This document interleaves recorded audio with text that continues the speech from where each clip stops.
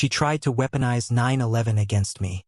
A sock recorder, ER paperwork, and 30 days of receipts put custody in my hands. Support the channel, like, subscribe, and smash that bell so you're always in the loop. I used to believe a marriage could survive anything, until I watched mine rot from the inside. We started as the couple friends whispered about. Adventurous, rule-making, rule-breaking. Yes, we tried swinging, but with rules, check-ins, consent. When our oldest needed stability and my gut started screaming, I said, I am done, only us. She kissed my cheek, promised the same, and went underground. 13 men, 2 women, Uber receipts at 2:13 a.m., calendar blocks labeled Pilates, perfume that wasn't hers or mine. Each lie was a thread tugging a sweater I kept insisting I could mend. Meanwhile, I packed lunches, paid mortgages, ironed little shirts that still smelled like dryer sheets when I dropped them at preschool. Denial is comfortable right until it suffocates you. The night I confronted her, she stared through me like a stranger and said, You used to be fun. Something inside me went quiet the way a room does when the power cuts. No buzz, no hum, just cold. I could survive betrayal, I told myself. People do it every day. What I didn't know was that betrayal was only the first wave. The real storm was already forming over my children. And when it hit, it would force me to become the kind of father who doesn't just endure, he fights. At the sink, the lemon cleaner bit the air. My phone screen painted my knuckles blue. I snapped a photo of the Uber history, file named receipt_0213.png, then another of the calendar, and saved both to a folder I called Daylight. I thought the worst thing I'd face was infidelity. Then the hospital called, and everything else felt small. The ringtone was the harsh default we never bothered to change. It drilled my ear while the fridge hummed like a tired hive. A nurse spoke in the careful cadence of crisis, and in that cadence I heard the rest of my life reroute. I gripped the counter until my palms squeaked on the laminate and whispered, Tell me what to do. 6 months before the divorce. A specialist said words I still hear at 3 a.m. Our oldest had a life-threatening condition. The treatment plan read like a war map: labs, scans, med titrations, follow-ups. Overnight, my calendar morphed into alarms. Meds at 6, labs at 8, insurance on hold at lunch, hydrate, rest, repeat. I learned to read lab values by fluorescent glare and slept in chairs that smelled like sanitizer and old coffee. That's when my wife began disappearing. Not physically at first, emotionally. Pressure made her vibrate, then crack. Wine with dinner turned into liquor in a travel mug. She missed doses. She missed pickups. She drove when she shouldn't have. The car returned with a new dent she couldn't explain. The night I found her passed out, door unlocked, cartoon still chirping. Something primitive lit behind my ribs. I packed bags and lifted sleepy bodies, felt their breath on my collar, and carried them into the dark like I was evacuating a fire. For 2 weeks we lived on a friend's lumpy pullout, the kids breathing against my shirt while hospital machines beeped in my memory. I told myself space might jolt her sober. Instead, a different jolt arrived. Her best friend, call her Amy, texted, Can you talk? It's about the kids. We met in her lemon-clean kitchen. The air smelled like dish soap and guilt. She didn't make small talk. She told us everything at girls' night, Amy said, sliding her phone across the table. What I read made my teeth ache. 13 men, 2 women, blackout nights with the kids upstairs, a quick meetup, where she left our toddlers asleep because, what are the odds they wake? Then Amy hit play on a video, and my stomach dropped through the floor. Amy didn't come to gossip. She came to stop covering. She thinks it's funny, Amy said, voice flat. On-screen threads showed my wife bragging. A new guy practically every night, blackout drunk with the kids upstairs, and a bar run where she left them alone because, what are the odds they wake? I felt the table's edge bite my palms. She's planning to drain you, then file, Amy added. Her words. Living rent-free is my favorite kink. Something in me switched from hurt to operational. I wasn't going to scream. I was going to document. We sketched a plan on scrap paper. Move back home. Force proximity so patterns show. Record everything. Verbal abuse, threats, neglect. Lock down finances. No more blank checks for chaos. And if she spiraled, get her help and keep the proof. Amy slid a spare key across the table. You're not alone, she said. The metal felt cold and ridiculously heavy. The next morning I carried my duffel into our bedroom and sat on the edge of the bed. Her eyes went glassy, then mean. I hit record on a pinhole device sewn into my sock, file auto-naming to dates, and said, We need to talk about the kids. She smiled like a shark. We're going to talk about you. Outside, a siren pulled a long ribbon of sound across the neighborhood. I didn't understand the omen yet.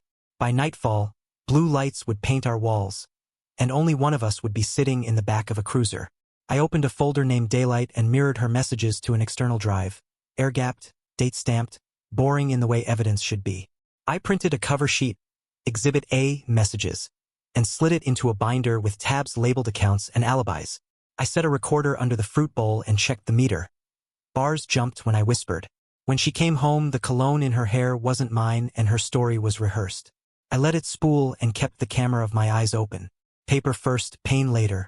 She chose a script as old as bad advice.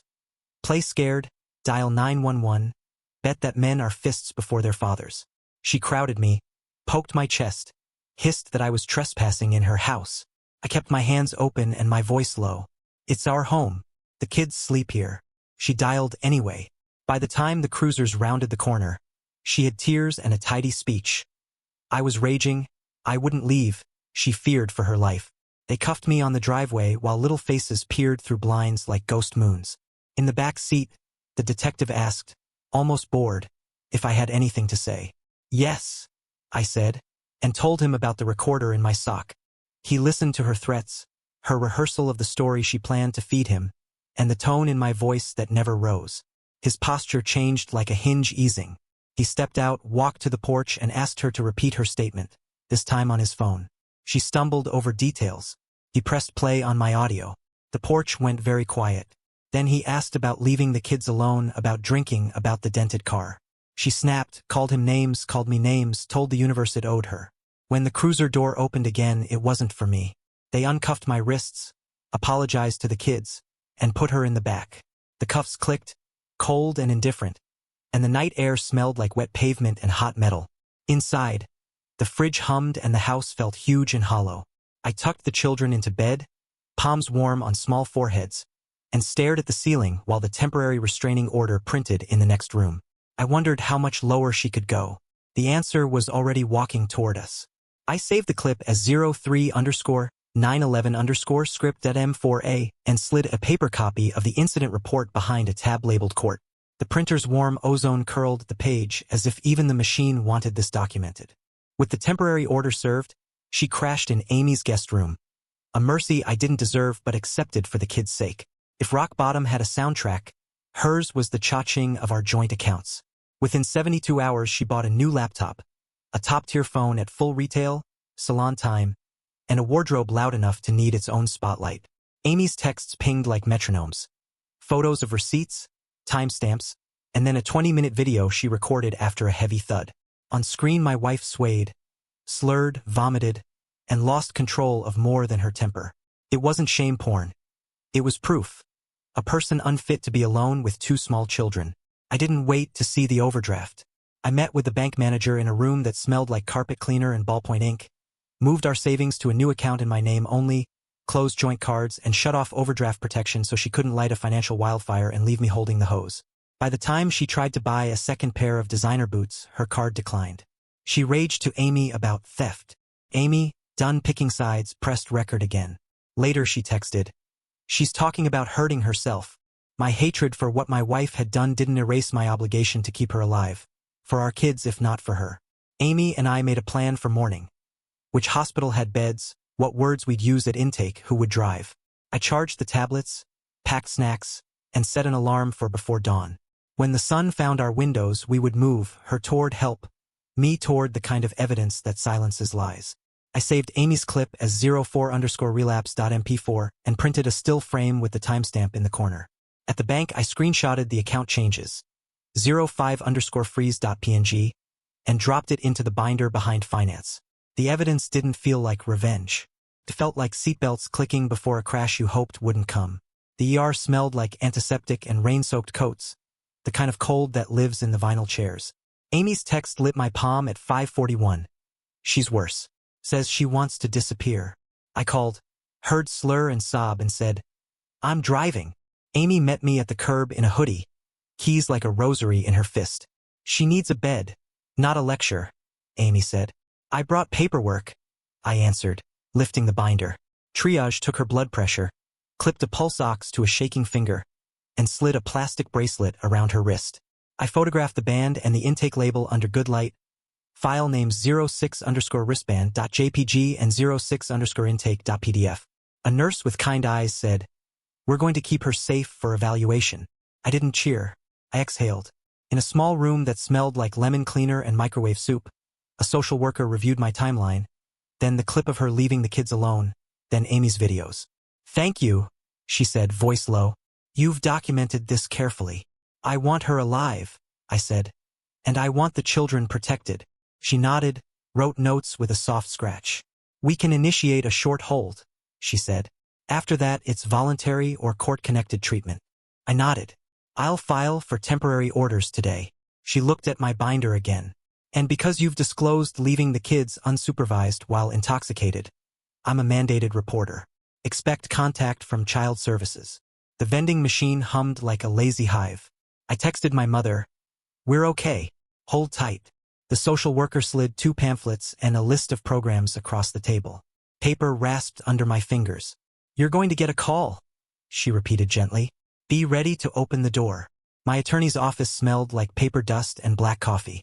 "Emergency custody, exclusive use of the home, financial restraints, supervised visitation contingent on treatment," he said, clicking a pen. "This is about safety, not punishment." I laid out exhibits, 03_911_script.m4a transcript, 04_relapse stills, 05_freeze.png the hospital intake. He whistled, then turned solemn. "You did the hard part, keeping records. We drafted affidavits." I signed until my hand buzzed. At the clerk's window a stamp landed with a dull thud. The ex parte order slid back warm from the copier. 07 order PDF. My name under temporary physical custody, her parenting time, as supervised per provider. "Do not gloat," my attorney warned. "Do not poke the bear. Communicate like a file will read it." On the courthouse steps, the sky smelled like wet concrete. I called the school. "Please update dismissal," I said. "Court order on file." The secretary's keyboard pattered like rain. At home, I taped the order inside the pantry door, then scanned it and sent a comm message through the co-parent app I just set up. "Temporary orders attached. I will facilitate supervised visitation at the clinic. The kid's pediatrician has been updated." 3 dots pulsed and vanished. Then her reply, "You stole my life." I set the phone down on the counter, cool laminate under my palm. "We're trading chaos for structure," I said to the humming fridge. The co-parent app pinged. "Hearing set for 2 weeks." My attorney texted, "Bring everything. Judges like straight lines." She chose noise. A Facebook post with a photo from 2 summers ago. "Pray for me. My abuser stole my kids." I didn't reply. I saved it, 08_smear.png, and closed the tab. The pediatrician's office smelled like stickers and soap. I handed over the order and a care plan. "We've noticed missed doses," the nurse said gently. "That stops now," I answered. At dusk, tires whispered on our curb. The doorbell chimed. Through the glass I saw her sway, mascara smudged, anger fizzing under her skin. "Let me in," she said, breath hot and sweet with liquor. "You're violating the order," I said, keeping my voice low. "Visitations are scheduled. Not here." She hit the door with her palm, a dull flat sound. The doorbell camera stared and did its job. A red light blinked like a metronome. "You're kidnapping them," she hissed. "I'm following a judge," I said, and hit record on my phone's voice memo as backup. When she stepped off the porch, she slipped, swore at the night, then turned to shout something theatrical at the camera. I called the non-emergency line. The dispatcher's voice was calm water. "Stay inside," she said. The cruiser's tires gritted the street 10 minutes later. An officer took my statement while the body cam hummed. "We'll document a violation of the order," he said, breath ghosting in the cold. I saved the doorbell clip as 08_doorcam.mp4 and the CAD number as a note. The house settled. My mother poured tea that smelled like mint and concern. A knock followed, firm and official. Through the peephole, a woman with a lanyard, clipboard tucked to her chest. Child services had arrived right on time. The caseworker's voice was soft and her shoes squeaked on our kitchen tile. "I'm here to ensure safety," she said. "Not to punish anyone." I showed her the meds chart I'd taped by the fridge, boxes checked, doses logged, next labs highlighted in yellow. The kids ate apples at the island, crunch loud as applause. Can I see their rooms? She asked. Fresh sheets, nightlight glow, a hamper that smelled like detergent. Back in the kitchen, I placed the binder on the table. I won't show you everything, I said. Only what's necessary. She scanned the highlights. The hospital intake, the police incident, the temporary order, the pediatrician note, a therapist referral already scheduled. You're organized, she said. I learned the hard way, I answered. She met the kids at eye level. How do you feel at Dad's? Safe, my oldest said, fingers sticky with apple. The caseworker nodded, wrote, and slid her card across the table.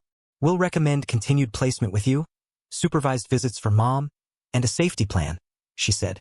I printed one while the ink still smelled like warm plastic, 09_safety_plan.pdf, and we signed. At the clinic, a week later, I sat in a lobby that smelled like hand gel while a supervisor observed my ex read a picture book aloud with a voice that shook. When the session ended, the supervisor's note was neutral, as it should be. The kids hugged, uncertain but brave. We'll be back next week, I said, and meant it. Boundaries aren't vengeance, they're scaffolding. The caseworker emailed that evening, home visit complete, recommendation attached.